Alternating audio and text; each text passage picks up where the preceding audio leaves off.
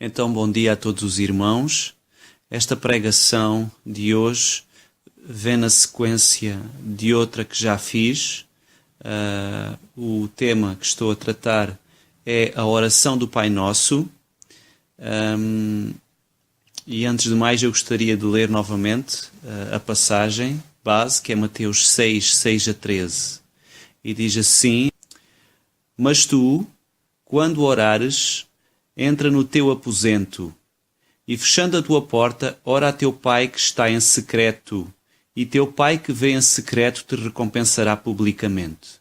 E orando, não useis de vãs de repetições, como os gentios, que pensam que por muito falarem serão ouvidos. Não vos assemelheis, pois, a eles, porque vosso Pai sabe o que vos é necessário antes de vós lhe pedirdes. Portanto, vós orareis assim: Pai nosso que estás nos céus, santificado seja o teu nome. Venha o teu reino, seja feita a tua vontade, assim na terra como no céu. O pão nosso de cada dia nos dá hoje, e perdoa-nos as nossas dívidas, assim como nós perdoamos aos nossos devedores.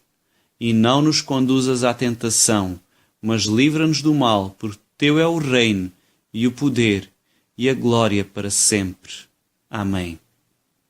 Na última vez que falei sobre a questão que está no versículo 9. Vós orareis assim: Pai nosso que estás nos céus, santificado seja o teu nome. Hoje eu gostaria de falar sobre o versículo número 10. Venha o teu reino, seja feita a tua vontade, assim na terra como no céu. Venha o teu reino. Venha o teu reino. Então, Deus tem o reino. Deus reina. O Senhor reina. E isto é confirmado por muitas outras passagens na Bíblia, nomeadamente Salmo 97:1, que diz: O Senhor reina. Salmo 99:1 também, e outras passagens. O nosso Deus reina. O Senhor reina. E então, e se o Senhor reina, se o Senhor é soberano, Ele sustenta tudo pela palavra do seu poder, Ele é Deus, por que razão Ele nos pede para que oremos desta forma: venha o teu reino? E normalmente a pergunta que qualquer ateu faz quando nós lhe falamos do Evangelho, lhe falamos de Cristo, de Deus, a pergunta chapa 5 costuma ser esta: se Deus existe, por que é que há guerras? Por que é que há fomes? Por que é que acontece isto? Por que é que acontece aquilo? Deus existe porque as pessoas se matam. Interessante que todo ateu ou descrente percebe que o que se passa neste mundo não é característico de um Deus bom, de um Deus amoroso. Não é característico do reino de Deus, do Deus que nós pregamos, do Deus que se manifesta na Bíblia. E sabem que mais, irmãos, têm razão.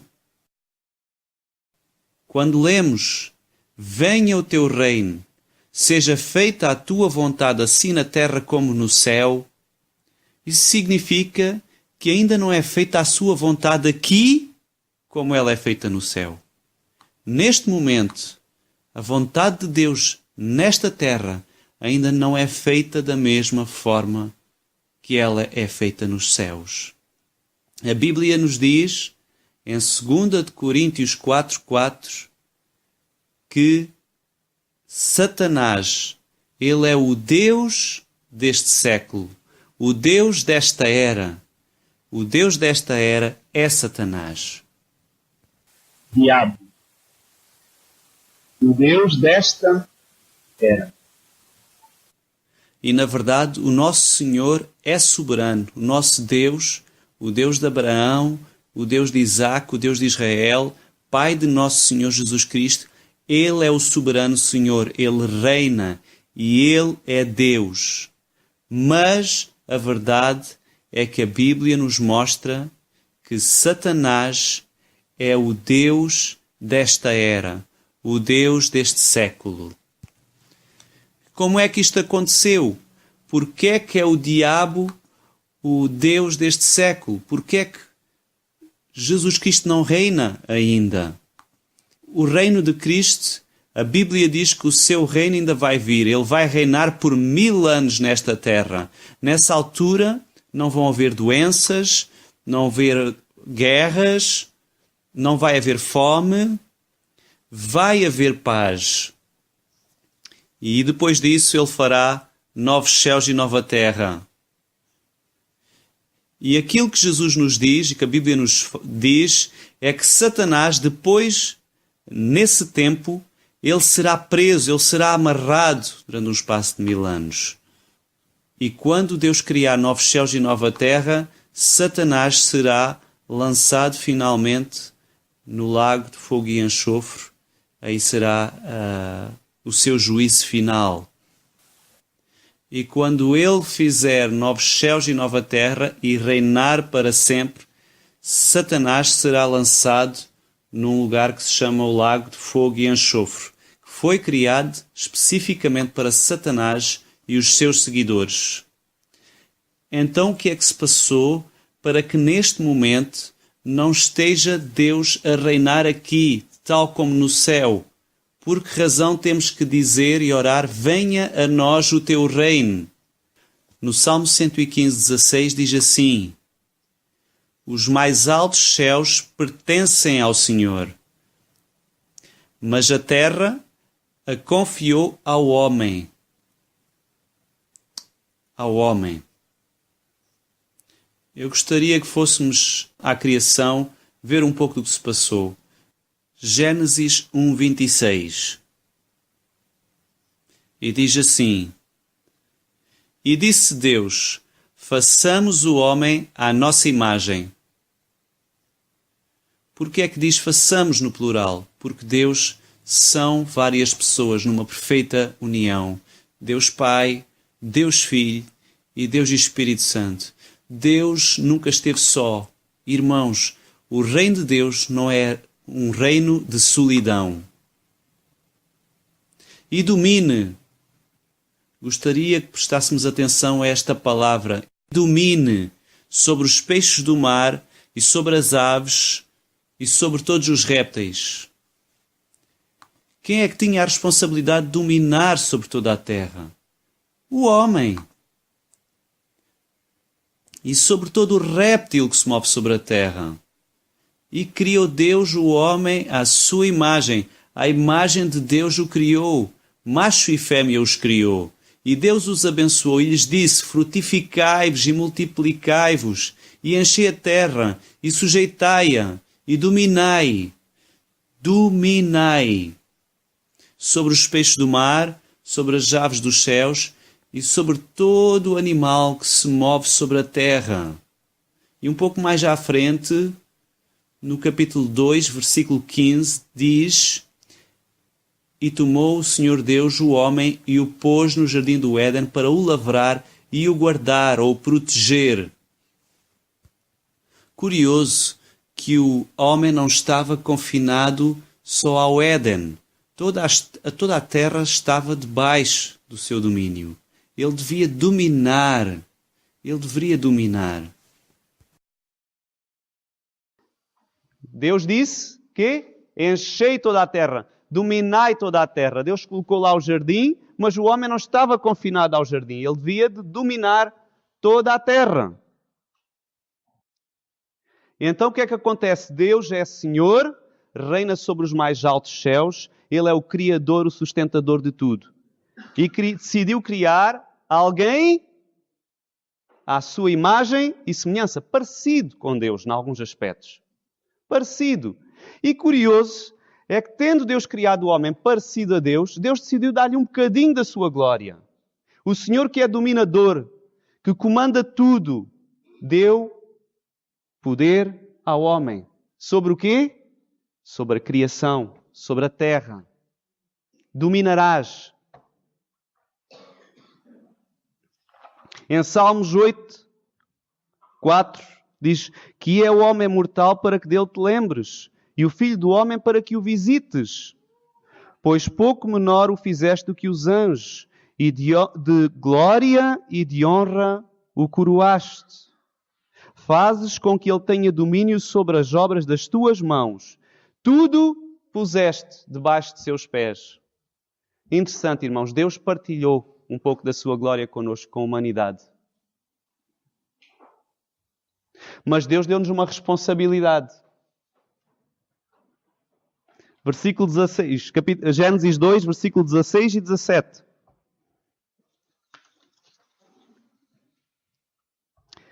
E ordenou o Senhor Deus ao homem, dizendo: de toda a árvore do jardim comerás livremente. Uma característica do reino de Deus, liberdade. Mas da árvore da ciência do bem e do mal, dela não comerás, porque no dia em que dela comeres, certamente morrerás. Então o homem podia fazer tudo, irmãos. Podia dominar sobre os animais, devia cultivar a terra. Eu até imagino que o jardim do Éden era um lugar perfeito que Deus criou. E o resto da terra tinha ervas, árvores, mas se calhar havia ali alguma desorganização. E o homem necessitava cultivar a terra, cuidar da terra. Se calhar o que Deus queria era que o homem expandisse o jardim do Éden para todo o mundo. Quem sabe era isto o propósito? E Deus disse ao homem: enche a terra com a minha glória. Eu já preguei isto uma vez aqui na igreja. Mas Deus deu-lhe essa responsabilidade. Há uma coisa que te está vedada, homem. A árvore da vida. Mas a árvore da vida não estava vedada fisicamente. Não havia uma vedação. Não havia nada a impedir que o homem lá fosse comer. Apenas havia uma palavra, a palavra de Deus. Não comerás. Cada vez que o homem, na sua liberdade, porque ele era livre, cada vez que ele decidisse: eu não vou comer desta árvore, quem sabe um dia ele ia cavar ali debaixo da árvore, tirar algumas ervas, alguma coisa, ou cuidar da árvore, e não posso comer desta árvore. Cada vez que ele tomasse a decisão de obedecer à palavra de Deus, ele estava como que reconhecendo o senhorio de Deus sobre ele. Ele estava dizendo: eu escolho obedecer-te, Senhor. Eu escolho livremente. Não estou obrigado, não estou proibido, no sentido de não me é impedido. Eu sou livre. Tu me deste liberdade sobre toda a terra. Mas eu, por amor a ti, à tua palavra, eu escolho obedecer-te.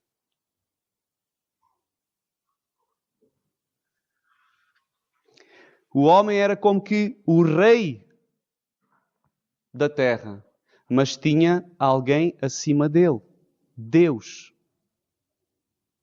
Aquela árvore fazia o homem lembrar-se disso. Aquela árvore que ali estava no centro do jardim fazia o homem lembrar-se: alguém está acima de mim.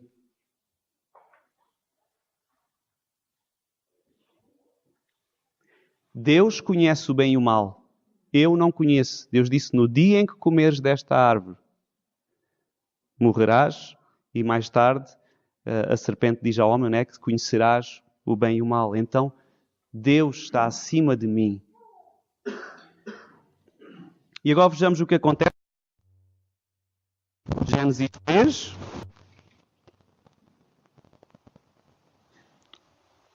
Versículos 1 a 6. E diz: ora, a serpente era mais astuta que todas as alimárias do campo que o Senhor Deus tinha feito.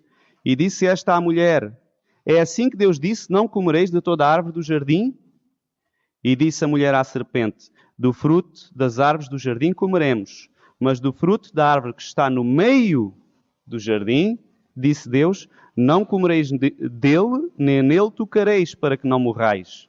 Então a serpente disse à mulher que certamente não morrereis. Certamente a palavra de Deus não é verdade. Porque Deus sabe que no dia em que dele comerdes, se abrirão os vossos olhos e sereis como Deus, sabendo o bem e o mal. E viu aquela mulher que a árvore era boa para se comer e agradável aos olhos, e árvore desejável para dar entendimento. Tomou o seu fruto e comeu, e deu também a seu marido, e ele comeu com ela.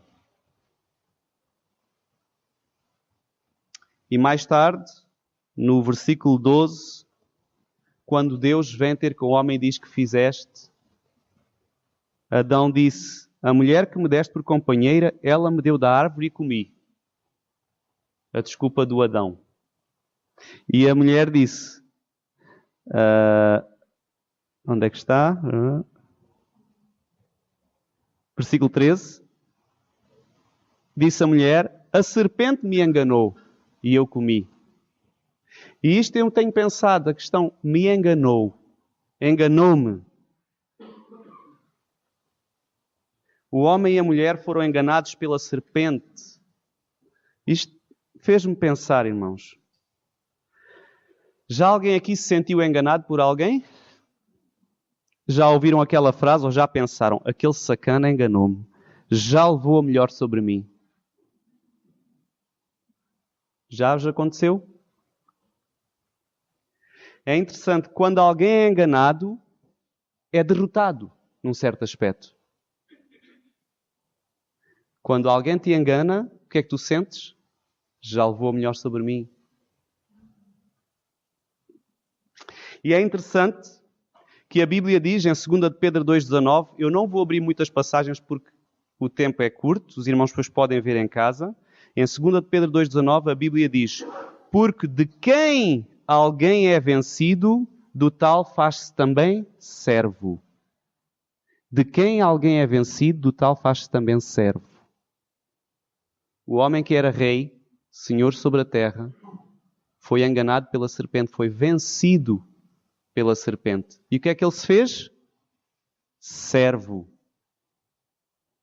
Foi o que aconteceu na história da humanidade. O homem perdeu aquele domínio. Para quem? A serpente. Quem diz a Bíblia que é a serpente? O diabo. O diabo. A partir deste momento entrou o reinado da serpente no mundo.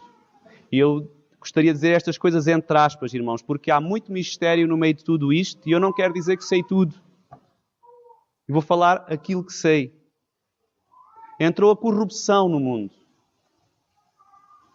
Deixou de ser o homem a dominar todas as coisas, mas a serpente, Satanás, ganhou domínio. Por isso, quando Jesus veio a esta terra e o diabo tentou, a última tentação, diz a Bíblia, que Satanás levou Jesus ao alto de um monte, mostrou-lhe, talvez numa visão, todos os reinos do mundo e disse-lhe que se ele o adorasse, disse-lhe o seguinte: dar-te-ei a ti, portanto Satanás disse a Jesus, dar-te-ei a ti todo este poder e a sua glória, porque a mim me foi entregue e dou-o a quem quero. Dou-o a quem quero. Quem diz isto? A Jesus Cristo, que é Deus. Eu dou a quem quero. Eu tenho autoridade sobre isto. Eu tenho poder sobre a terra. Eu mando nestes reinos. Isto é meu. Eu dou a quem eu quero.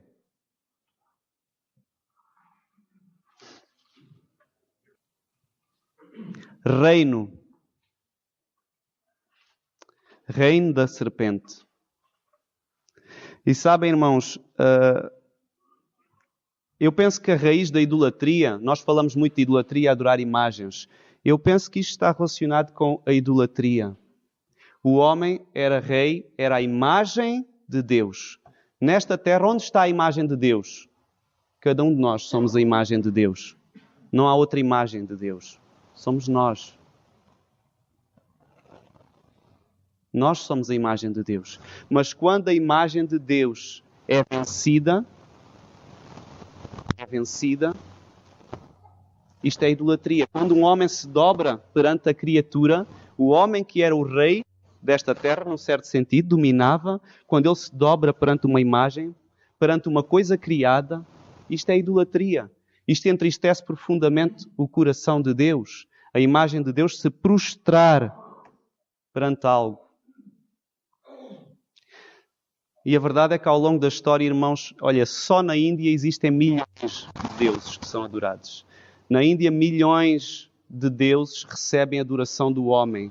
O homem, que é aquele que só se deveria prostrar perante Deus, o Senhor Criador, prostra-se perante criaturas, perante bocados de pau, de pedra, seja o que for. E eu gostava de lançar aqui um alerta. É interessante que a Bíblia diz que cada vez que alguém se prostra perante alguma coisa que não Deus, está a adorar ao diabo, que é o Deus deste mundo. A Bíblia diz: as coisas que os gentios, as pessoas que não são crentes, sacrificam, as sacrificam aos demónios e não a Deus. Cada vez que algo é adorado nesta terra que não o Senhor, a serpente está a ser adorada, irmãos. E eu gostava de lançar um alerta porque às vezes... aliás, vou dizer de outra forma. A serpente é o maior inimigo de Deus. O irmão gostaria de ter uma imagem da serpente em sua casa? Mesmo que em uma imagem de Satanás, estou a falar em sentido figurativo. Então tenhamos muito cuidado, irmãos. Às vezes temos em nossa casa imagens que são adoradas por outras pessoas por todo o mundo. Krishna, Buda, seja lá o que for. Temos em nossa casa, isto é só um bibelô.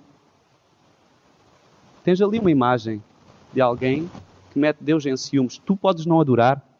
Para ti é um bibelô, é uma peça de decoração. Mas o que é que aquilo faz no coração de Deus? Profunda tristeza. E eu alerto isto porque nós cristãos, às vezes compramos coisas decorativas que são muito bonitas, muito engraçadas, irmãos. E sabem uma coisa? Aquilo não é nada, é um pedaço de pau, é um quadro. Mas o que está por detrás entristece o coração de Deus profundamente. Voltemos ao reino da serpente, ao reino de Satanás. Quais as consequências deste reino? Irmãos, vamos voltar atrás ao Gênesis 3:8. 3:8.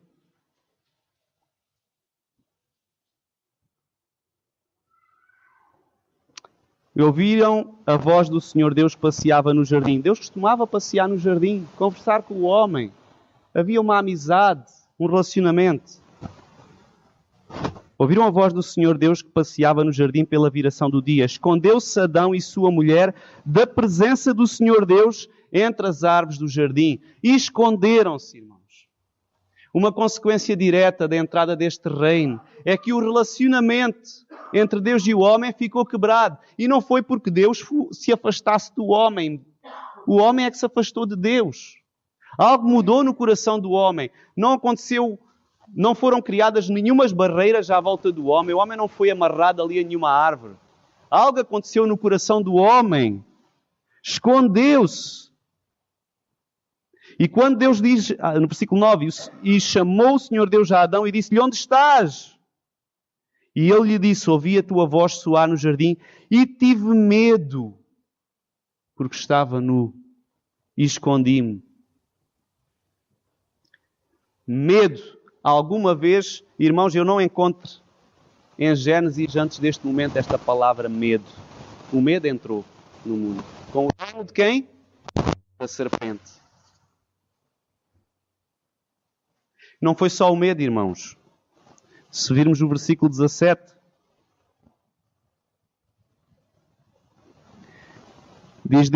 disse Deus a Adão: porquanto deste ouvidos à voz de tua mulher e comeste da árvore que te ordenei, dizendo: não comerás dela, maldita é a terra por causa de ti. Com dor comerás dela todos os dias da tua vida. Até aquele momento o homem trabalhava e cuidava da terra e não sentia dor. Não custava. Alguns de nós, se calhar, gostam do seu trabalho, sentem um prazer. Chega à segunda-feira, uau, vou trabalhar, que bom. Amém. És um abençoado. Mas no geral, trabalhar tornou-se doloroso. A dor entrou no mundo. Não só para o homem, irmãos. A mulher, versículo 16, diz: E a mulher disse: Multiplicarei grandemente a tua dor e a tua conceição. Com dor darás à luz filhos, e o teu desejo será para o teu marido, e ele te dominará. A mulher também passou a ter dor. E que dores? Eu não sei, graças a Deus que não sou mulher. Eu já agradeci a Deus por não ser mulher. É verdade. E é interessante, irmãos, porque no versículo 16, o que está disse à mulher: multiplicarei grandemente a tua dor. Mas eu estive a ver nos originais e lá o que parece estar é: a tua dor será grandemente multiplicada. Não está lá o sujeito Deus, eu multiplicarei. Achei curioso a consequência do reino do diabo, do reino da serpente. Como consequência, a tua dor será multiplicada. Dor, sofrimento, medo e dor. Mas diz mais ao homem também. Diz aqui, aliás, à mulher. Versículo 17. O teu desejo será para o teu marido, e ele te dominará. O homem, e vou falar com o H grande, o ser humano, passaria a ser dominado. Nomeadamente a mulher. Que coisa, irmãos. Se olharmos ao longo da história, a mulher tem sido dominada pelo homem. E o homem também tem sido dominado pela serpente. Algo dentro do coração do homem passou a ser dominado pela serpente. Querem ver, irmãos? Vamos para o capítulo 4, versículo 7. Caim. Conhecem a história de Caim? Deus aceitou o sacrifício de Abel, não o de Caim, porque Caim era mau. Portanto, só aí já vemos o mal no mundo. Mas quando Caim está se questionando sobre tudo aquilo, Deus fala com ele. E diz assim no versículo 7. Se bem fizeres, não haverá aceitação para ti. E se não fizeres bem, o pecado já porta. E para ti será o seu desejo, e sobre ele deves dominar. Caim estava a sentir pensamentos maus no seu coração, desejo de matar seu irmão, e Deus diz, ele está aí a querer te dominar. O pecado é de qual reinado? Da serpente. Ele está aí a querer te dominar. Mas tu não deves deixar-te dominar por ele. Mas o que aconteceu, irmãos, nós sabemos. Caim deixou-se dominar pelo mal e matou o seu irmão.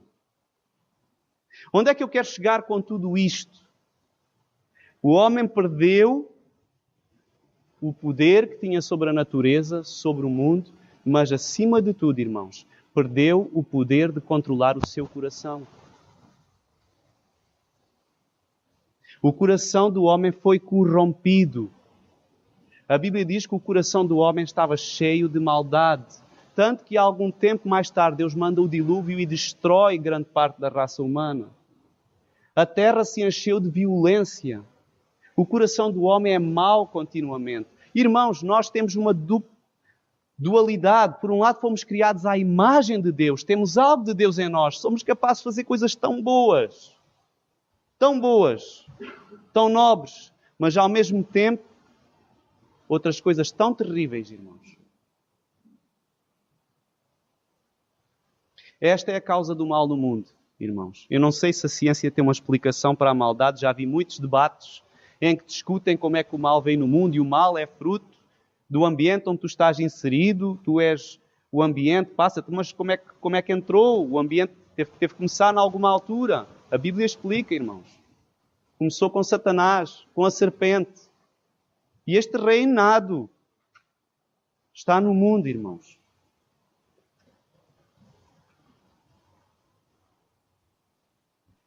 Com Moisés, agora está a novela dos 10 mandamentos, irmãos. Apesar deles me porem muita palha, fazem grandes enredos, mas no geral são muito fiéis ao que está na Bíblia, acho muito interessante. Moisés trouxe a lei, os 10 mandamentos. A lei de Deus. Mas cada vez que a lei de Deus diz assim, não farás isto, o que é que acontece? No coração do homem gera-se um desejo de fazê-lo.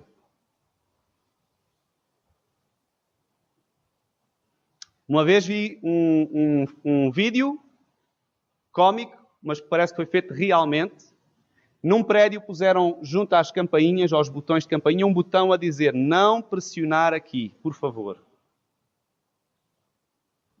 E junto àquele prédio, a uns quarteirões de distância, estava uma fábrica que tinha uma grande chaminé que ia ser demolida. Estava com aqueles explosivos todos para ser demolida. E o que é que eles fizeram? Ligaram os explosivos da chaminé que iam fazer despoltar aquilo tudo, ligaram àquela campainha. E o que acontece é que uma pessoa, mostra a filmagem, uma pessoa a chegar lá, olha para ir tocar e de repente vê o botão que diz não carregar aqui, por favor. E sabem o que é que foi fazer? Pôs-se a olhar assim. E quando aquilo explode, a filmagem da cara era uma senhora, a cara da senhora ficou, pronto, sem expressão. Espero bem que ela não sofresse de coração, porque senão não sei o que lhe aconteceria. Mas isto está no nosso coração. A Bíblia diz, irmãos, Romanos 7:7, que diremos, pois, é a lei pecado? De modo nenhum, a lei é boa, irmãos. A lei de Deus é boa. Mas eu não conheci o pecado senão para a lei. Porque eu não conheceria a concupiscência, ou seja, eu não conheceria o desejo de fazer o mal, se a lei não dissesse, não cobiçarás. Quando a lei diz, não cobiçarás, sabem o que é que acontece? Aparece-me o desejo de cobiçar. A lei diz, não matarás. Deus diz, Caim, pensa, não mates o teu irmão. Vem o desejo. Há algo dentro do nosso coração que puxa ao contrário da lei de Deus. E esse algo vem do reino da serpente. Por isso era necessário que alguém viesse e calcasse a cabeça da serpente. E hoje celebramos a Santa Ceia, o sacrifício que Jesus fez na cruz. Mas eu gostaria de falar um pouco só sobre a parte de Jesus como... Podes-te levantar, se faz favor? Mostra lá a tua t-shirt aí às pessoas. Ali diz, o super pai é o nosso. E mostra o super homem. Podes-te sentar. Jesus teve uma dupla função, irmãos. Ele veio morrer por causa dos nossos pecados na cruz. Ele veio abrir o caminho para nós chegarmos à presença de Deus. Mas Ele veio também como um herói. A Bíblia diz que no tempo certo Ele veio com uma tarefa. Qual era a tarefa de Jesus? Estava profetizado no Gênesis. A descendência da mulher calcará a cabeça da serpente.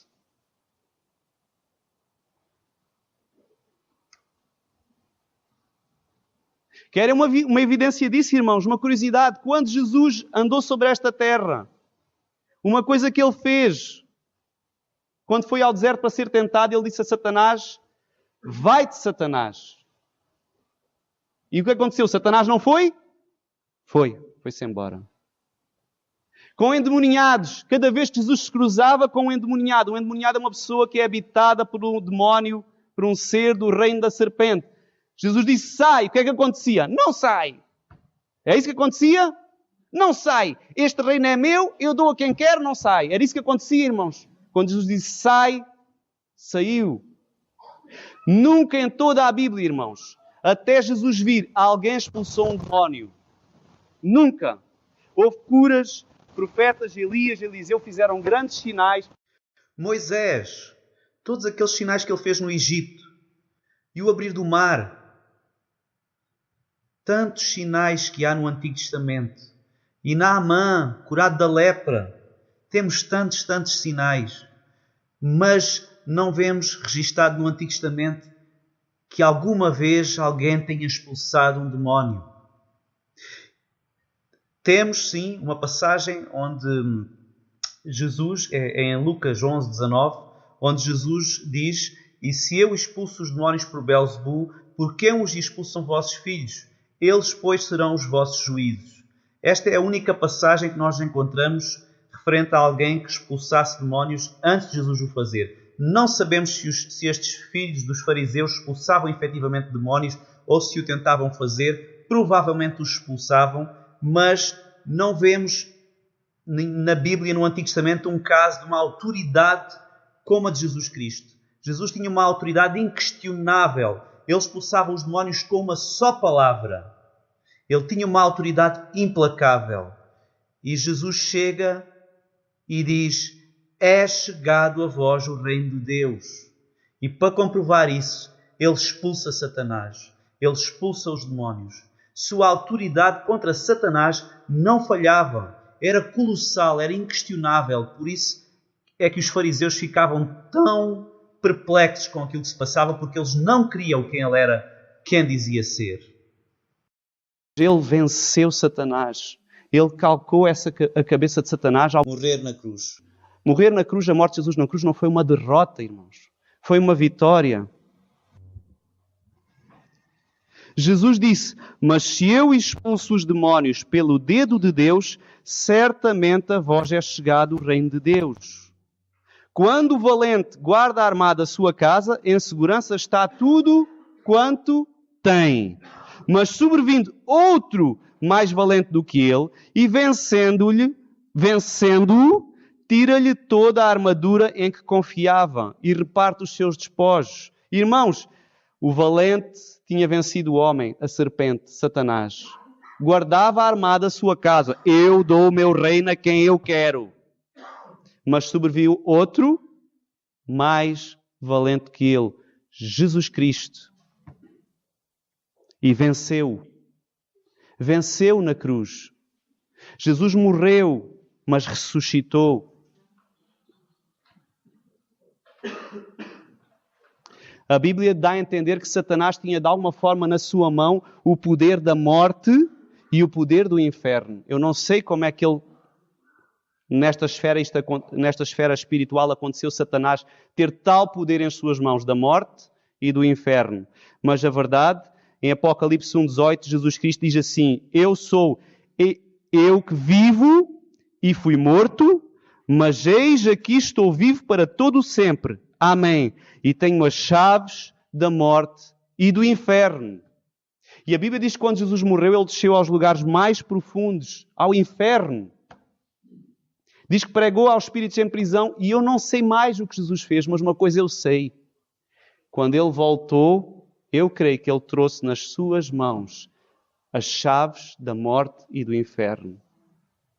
A sua morte parece uma derrota quando ele foi à cruz, parece que foi uma derrota. Mas foi a estratégia que Deus usou para trazer vitória. Travada foi a morte na vitória. Cristo venceu, irmãos. E estou falando sobre o reino porque estamos a orar assim: Pai nosso, venha a nós o teu reino. Mas Jesus, quando andou por esta terra, ele disse: é chegado a vós o reino de Deus. Então esperem lá, que parte deste reino que há de vir é que já está entre nós, irmãos. É o poder para ser livre. É a liberdade. Através do poder do Espírito Santo. Jesus venceu. E a Bíblia diz que o amor de Cristo está derramado em nossos corações pelo seu Espírito Santo que em nós habita. Cada um de nós que é salvo, que é filho de Deus, do grande Pai, o grande Pai, todos aqueles têm o Filho, têm o Pai dentro de si. Têm em si o poder para obedecer. O poder para quando vem o botão que diz não carregues, para dizer eu não vou carregar. Tenho o poder para não carregar. Eu tenho o poder para obedecer. Cristo deu-me esse poder.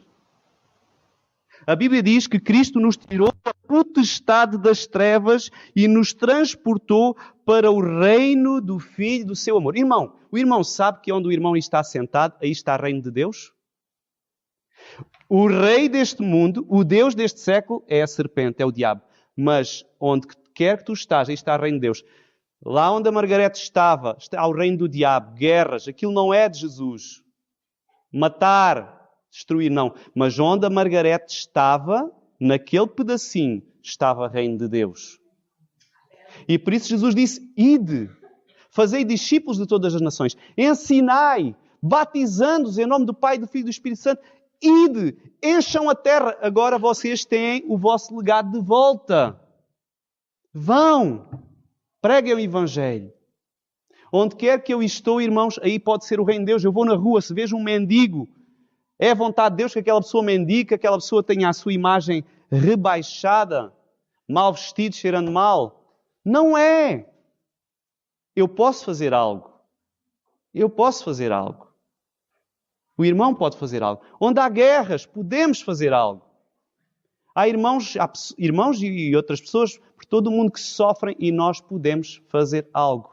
Onde tu estás, aí está o reino de Deus. Foi isto que Jesus fez, irmãos. Jesus, onde quer que esteve, Ele expulsou demónios, Ele curou os enfermos, Ele deu esmolas, muitas esmolas.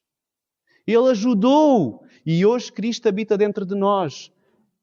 Jesus não nos fez a papinha toda no sentido de vir reinar logo. Ele veio há 2000 anos atrás e abriu o legado do homem novamente. A nossa responsabilidade está de volta. Manifestarmos o reino de Deus onde quer que estivermos, até que Cristo finalmente venha reinar. Até lá, nós devemos manifestar o reino de Deus, irmãos.